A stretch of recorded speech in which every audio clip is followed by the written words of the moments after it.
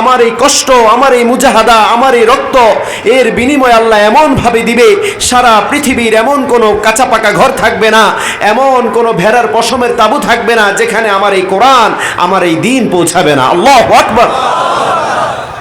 আজকে আপনি কোরআন থেকে কত দূরে, দিন থেকে কত দূরে, আপনি আপনার কোরআনের সংগঠন থেকে আপনি কত দূরে, যেখানে সেকুলারিজম, সামান্য একটু ক্ষমতার লোভে আপনি সেই দলে যোগ দিচ্ছেন, যেখানে যারা চায় এই কোরআন দিয়ে আমি আমার সমাজকে বিনির্মাণ করব। এত এত শাহাদাত, এত এত রক্ত ঝরানো, এত এত গুম, এত এত হত্যা, এত কিছুর পরেও আপনি পারছেন না, আপনি চাচ্ছেন না যে এই দুনিয়ায়, এই সমাজে, এই রাষ্ট্রে আল্লাহর কোরআনটার রাজ কায়েম হোক। চান? আর আসতে বলেন চান? চান? কারা কারা চান? দু হাত তুলে আল্লাহকে দেখান। নারে তাকবীর, নারে তাকবীর।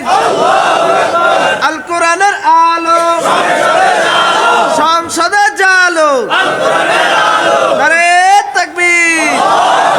হাত নামান আমার ভাইয়েরা, আল্লাহ কবুল করেন, পড়েন আমিন। স্লোগানের ভাষা দেখেছেন?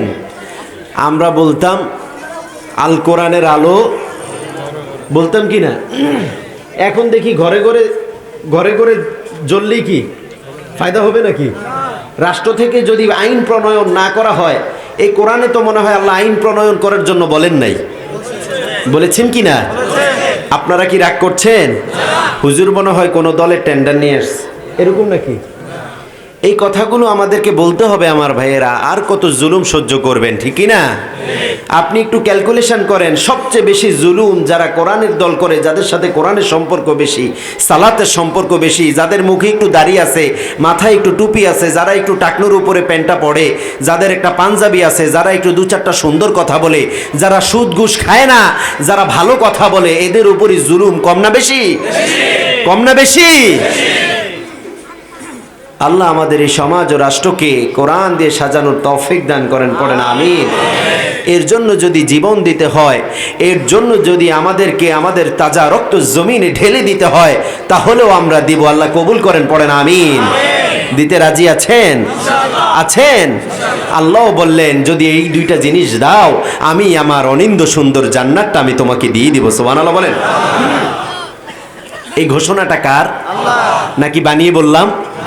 রব বললেন গোলাম ইন্নাল্লাহ আশতারা মিনাল মুমিনিন আনফুসাহুম ওয়া আমওয়ালাহুম বিআন্না লাহুমুল জান্নাহ ইউকাতিলুনা ফি সাবিলিল্লাহ ফায়াকতুলুনা ওয়া ইউকতালুন। পড়েন আল্লাহু আকবার। রব বললেন গোলাম, আমার গোলামেরা, আমার গোলামদের কাছে আমি জান্নাত বিক্রি করে দিয়েছি। সুবহানাল্লাহ বলেন। শব্দ চয়ন দেখেন, নিশ্চয়ই আমার গোলামের কাছ থেকে আমি ক্রয় করে নিয়েছি, জান এবং মাল ক্রয় করে নিয়েছি। বিআন্না লাহুমুল জান্নাহ, কিসের বিনিময়ে? জান্নাতের বিনিময়ে। এবার আমি আপনাকে প্রশ্ন করব, আপনার এই রূহটা দিয়েছেন কে? আবার আপনার যত অর্থ সম্পত্তি আছে সেটা দিয়েছেন কে? এবার রব বললেন গোলাম, আমানত হিসাবে দিয়েছি, যদি ঠিকঠাক ভাবে আমাকে ফেরত দাও, আমার অনিন্দ সুন্দর জান্নাতটা আমি তোমাকে দিয়ে দিব। কোরআনুল কারীমের মধ্যে আল্লাহ এমন ভাবে অঙ্গীকার কোনো বিষয়ে করেন নাই, সালাতের বিনিময়ে করেন নাই, সিয়ামের ব্যাপারে করেন নাই, পর্দার ব্যাপারে করেন নাই, কিন্তু রব এতটা জোর দিয়ে এতটা সুন্দর করে বলেছেন ইউকাতিলুনা ফি সাবিলিল্লাহ ফায়াকতুলুন ওয়া ইউকতালুন। আল্লাহর রাহে নিজের জীবনটা দিবে, প্রয়োজনে আবার মারার দরকার আছে না নাই? নাকি সারা জীবন জুলুম মাজলুম হয়েই থাকবেন? মার খেতে খেতে কয় আমগো এখন অবস্থা একদম খারাপ। কেন অবস্থা খারাপ? আপনারা রুখে দেন না কেন? বাতিলের এক্সপায়ার তো সামান্য, বাতিলের এক্সপায়ার তাদের মেয়াদ কি? জা আল হক ওয়া যাহাকাল বাতিল ইন্নাল বাতিলা কানা যাহুকা। আল্লাহু আকবার। বাতিলের এক্সপায়ার এতটা সামান্য, যখন বাতিলের বিরুদ্ধে তাওহীদ দাঁড়িয়েছে, বাতিল পালাতে বাধ্য হয়েছে। আল্লাহু আকবার। আপনি খালিদ ইবনুল ওয়ালিদের দিকে তাকান, আছে না নাই? খালিদ ইবনুল ওয়ালিদের দিকে তাকান, সারাটা জীবন যুদ্ধ করেছে, কি করে নাই? মৃত্যুর আগে কোরআনটা এভাবে হাতে নিয়ে কাঁদছে, আহারে কোরআন, সারাটা জীবন জিহাদ তোমাকে আমার কাছ থেকে দূরে রেখেছে, ইচ্ছে হয়েছে পড়তে পারি নাই। অল্প কিছু কোরআনের সূরা জানতেন, অল্প কিছু সূরা জানতেন যেগুলো দিয়ে তিনি সালাত আদায় করবেন। এবার সর্বশেষ তিনি কাঁদছেন, সারাটা জীবন জিহাদের ময়দানে সময় দিয়েছি কিন্তু কিছু করতে পারি নাই, শাহাদাত বরণ হয় নাই, শাহাদাতের তামান্না নিয়ে ছুটে বেরিয়েছি কিন্তু আমার শাহাদাত হয় নাই। আবার এদিক দিয়ে কোরআনটাও হিফজ করতে পারে। সাহাবায়ে কেরাম আজমাইন শাহাদাতের জন্য তারা কি করেছেন? চিন্তা করেছেন যে আমি আমার কোরআনের জন্য, আল্লাহর হাবিবের দ্বীনের জন্য আমি আমার জীবনটা দিয়ে দিব। এই জন্য চিন্তা করে তিনি কোরআনটা সময় দিতে পারেন নাই। আজকে আমরা কিসের জন্য কোরআনে সময় দিতে পারিনি? এরকম কোন স্পেসিফিক কারণ আছে? আছে নাকি? আল্লাহ হিফাজত করুন, পড়ে না আমিন। বলেছিলাম আল্লাহ কোরআনে কয়টা অলৌকিকত্ব দিয়েছেন মনে আছে? এক নাম্বার অলৌকিকত্ব দিলেন, বললেন কোরআনের মধ্যে কোনো ভুল নাই, সন্দেহ নাই। আল্লাহু আকবার।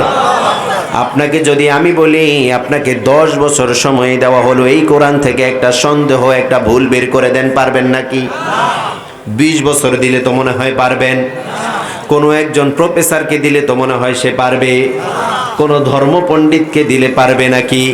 সে আল্লাহ বললেন গোলাম আলিফ লাম মিম যালিকাল কিতাবু লা রাইবা ফি লা রাইবা ফি হুদাল লিল মুত্তাকিন। পড়েন আল্লাহু আকবার। রব বললেন এটা এত চমৎকার কিতাব, এর মধ্যে কোনো ভুল নাই, কোনো সন্দেহ নাই, কোনো সন্দেহের বিন্দু পরিমাণ অবকাশ নাই। আল্লাহু আকবার। আবার বললেন এটা হচ্ছে মুত্তাকিদের জন্য পথ প্রদর্শক, যারা আমার রবকে ভয় করবে, আমার রবকে ভয় করে চলবে, তাদেরকে এটাই পথ দেখাবে। সুবহানাল্লাহ বলেন।